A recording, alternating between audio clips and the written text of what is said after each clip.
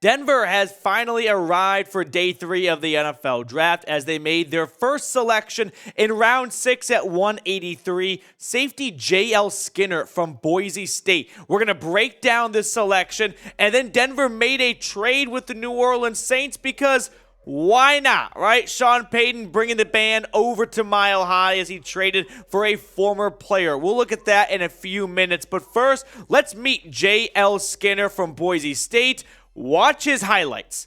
You will thank me later. He is a hard-hitting safety who is constantly patrolling the middle of the field and blowing players up. 6'3", 209 pounds. Now, the reason why Denver found him in round 6 is unfortunately JL suffered a torn pec right before the combine. So as a result, some teams probably just kind of crossed him off their list and figured we'll target other people in the draft. So Denver looks at that as one man's trash is another man's treasure, and they find a very good safety, in my opinion, towards the end of the NFL draft. Solid frame is the scouting report. He's got burst. He has ball skills. Now, I'm not quite sure where he will fit in exactly on Denver's defense, right? Maybe he can play a little bit of that nickel spot with K'Wan Williams, or he might be competing with a hopefully healthy Caden Stearns and be the opposite starting safety from Justin Simmons. Now, last season for the Boise State Broncos, 62 tackles, 4 interceptions, and 4 pass breakups. Skinner was a 3-year starter for Boise State, all Mountain West player, first team. He led the team in pass breakups, interceptions. He has 44 career games under his belt and 31 starts to go along with it. So let me know if you had to get the red pen out and give this a grade, what would it be? A, B, C, D, or F. I like the J.L. Skinner pick a lot. I'm going to give it a solid B, right? I don't think it's an absolute A. It's not a home run thing in round 6, but there are worse players out there. J.L. Skinner, he said that he thinks he'll be ready to go in about a month as he recovers from this torn pec. So maybe he misses rookie camp, and that kind of gets him behind the 8 ball a little bit. So maybe a slowish start to his rookie season could be anticipated, but trust me. Watch his highlights. He is just blowing up Mountain West players all over the field. He's got ball skills, so he's not just a one-dimensional player. This might be one of those late picks we look back at and go, Denver found a pretty good player towards the end of the draft. Now, the Broncos also made a trade. They moved out of their other round 6 pick after making some trades yesterday. So we're going to talk about the trade they made in just a moment. But if you are not subscribed to the channel, let's change that. Sub right now. That way you don't miss a thing when it comes to your favorite team on Sunday. Now, this was the trade that Denver made with the New Orleans Saints. A 6th-round pick for a 7th-round pick. And to make up for the loss, Adam Trautman goes over to Denver. Now, here is some background information on Trautman. He was a 3rd-round pick by the Saints, the Sean Payton head coach Saints, that is, in 2020 out of Dayton. So, not from an FBS school, a lower-level school in Ohio. And New Orleans clearly fell in love with him and saw some upside. So far in his career, 60 grabs, 641 yards, and 4 touchdowns as I read his stats off to you. He's a big target, though. 6'5", 253 pounds. The 26-year-old tight end follows his old coach up to Mile High.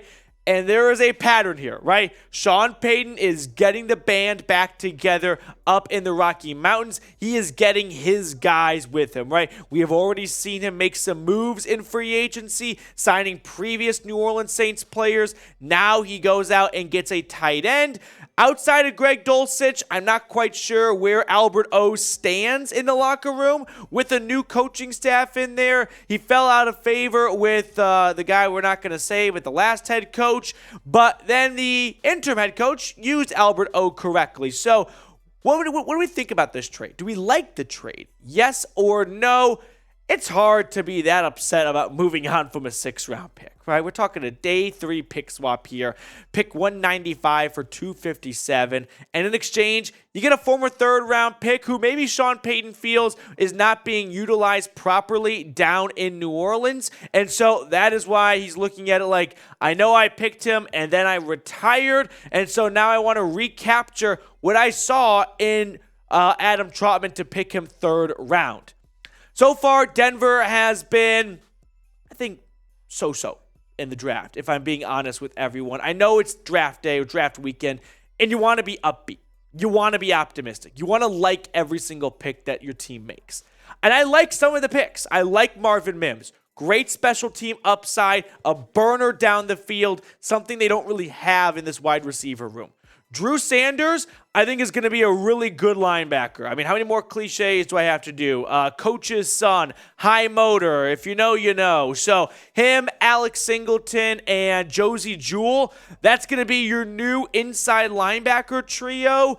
And Drew Sanders offers a ton of upside in the blitzing department, right? He was a unanimous first-team All-American, all that good stuff. Former 5-star recruit to Alabama and broke out last season with Arkansas. Then there's the Riley Moss trade. Sam, are we able to get the Riley Moss trade, you think, or is that too much work?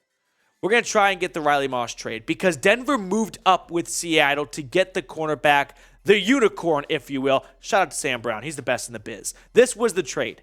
They moved down from pick 108 to get pick 83, and they gave him a future 3rd.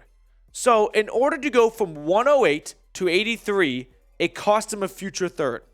That does not seem like a very good value in my opinion. I think it's a bit of an overpay for a guy that, listen, I know I was a little bit pessimistic about the pick yesterday, mostly because it's not against Riley Moss. It's more so getting rid of your future 3rd-round pick. I didn't like that move at all.